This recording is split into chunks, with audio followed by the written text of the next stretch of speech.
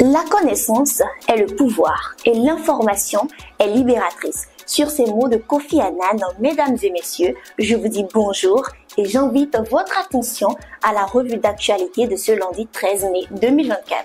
Nous irons du plan national au plan international. La Cour constitutionnelle du Togo a confirmé le lundi 13 mai 2024 les résultats provisoires des élections législatives du 29 avril. En effet, les chiffres octroient une majorité écrasante au parti présidentiel, l'Union pour la République, UNIR. Djabor Babakan Coulibaly, le président de la Cour constitutionnelle, a annoncé que 108 sièges sur les 113 du Parlement togolais ont été remportés par UNIR, tandis que divers partis d'opposition se sont partagés les 5 sièges restants. Cette annonce a été faite au siège de la Cour à Lomé, la capitale du Togo. Au Togo, toujours, la FTF annonce la date du lancement du championnat professionnel de football. La Fédération togolaise de football, FTF, annonce que le premier championnat professionnel de football sera lancé au Togo au mois de septembre prochain. Cette décision prise lors de la dernière réunion du comité exécutif de la FTF s'inscrit dans une initiative plus vaste destinée à professionnaliser le football à l'échelle nationale. D'autre part, après les élections régionales et législatives, Djeri Tama quitte la scène politique togolaise. L'une des figures politiques togolaises les plus proches du peuple et de la jeunesse annonce son départ de la scène politique togolaise.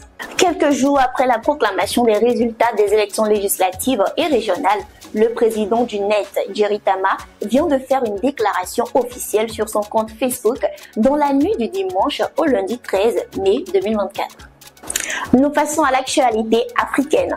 Au Mali, la junte prolonge son mandat de 3 ans. La junte malienne prolonge son emprise sur le pouvoir pour 3 années supplémentaires.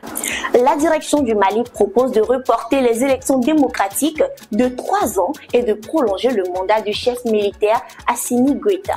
Cette décision lui permettrait de rester au pouvoir et éventuellement de se présenter à la présidentielle à venir. Nous sommes au Burundi, le torchon brûle entre le Burundi et le Rwanda.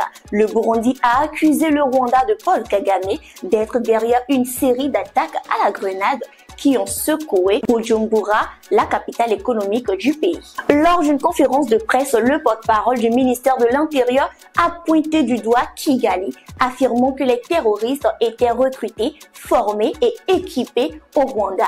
Les autorités burundaises ont présenté 6 individus âgés de 28 à 56 ans, accusés d'être impliqués dans les attaques qui ont fait 38 blessés depuis le 25 avril. Les présidentielles au Tchad des partis demandent l'annulation des résultats du scrutin.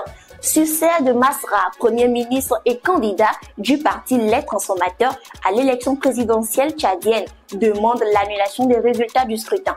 Il conteste les résultats provisoires officiels qui donnent le président de transition Mahamad Idriss Déby vainqueur au premier tour. Il affirme avoir remporté l'élection avec 113% des voix selon son propre décompte. Masra a déposé un recours auprès du Conseil constitutionnel dénonçant de nombreuses irrégularités lors du scrutin. En France, vers l'adoption du projet de loi sur la fin de vie en France, l'Assemblée nationale française s'est engagée dans un parcours législatif important en commençant à examiner la proposition de loi sur la fin de vie aide à mourir. La commission spéciale a entamé sa section lundi à 16h.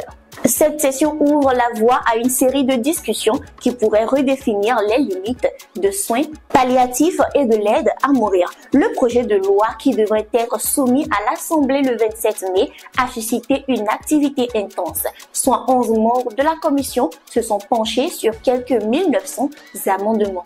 Ce sera tout pour la revue d'actualité de ce lundi 13 mai 2024. Merci d'avoir suivi. Surtout restez connectés sur Lomé Actu et laissez vos commentaires, vos avis comptent. Lomé Actu.